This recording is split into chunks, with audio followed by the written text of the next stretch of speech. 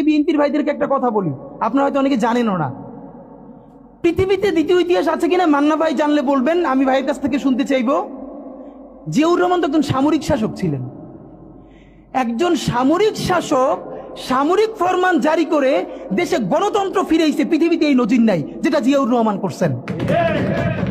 আপনারা কি জানেন এই যে জিয়াউর রহমান গণতন্ত্র ফিরাইলেন, যার মাধ্যমে আওয়ামী লীগও রাজনীতি করার সুযোগ পাইল বাকশালের পর?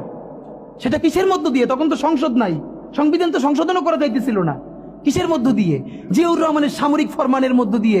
পৃথিবীর একমাত্র একজন সামরিক শাসক যিনি ফিল করলেন না সামরিক পন্থা দিয়ে করা যাবে না, গণতন্ত্রে ফিরতে হবে। এবং দেখেন হাসিনারে এবং আওয়ামী লীগের চরিত্রটাই হইলো এরকম, এর যে একটু ভালোবাসে তারই সে হত্যা করে।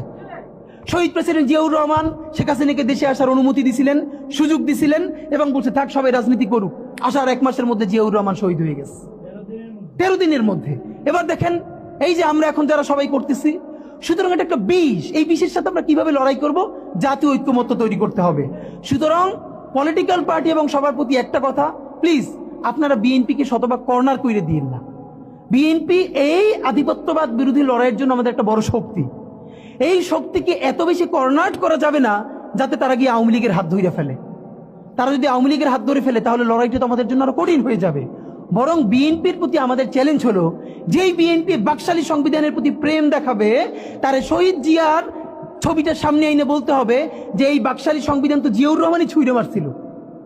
বেগম জিয়া বলেছেন এই সংবিধানকে ছুঁড়ে ফেলা হবে। এখন বেগম জিয়ার চেয়েও নতুন বিএনপি আসছে, বেশি প্রেমের বিএনপি। যেই শহীদ প্রেসিডেন্ট জিয়াউর রহমান ইসলামোফোবিক জায়গা থেকে বাংলাদেশের মুসলমান, বাঙালি মুসলমান সব আইডিয়াকে ধারণ করে বাংলাদেশের জাতীয়তাবাদ তৈরি করলেন। এখন একটা নতুন বিএনপি গজাচ্ছে, কেউ চেষ্টা করতেছে পুরো বিএনপিটাকে একটা ইসলামোফোবিক বিএনপি করা। এ কি ভাই, ইসলামোফোবিক বিএনপি সে কোথায় যাবে? সে কি দিল্লি যাইতে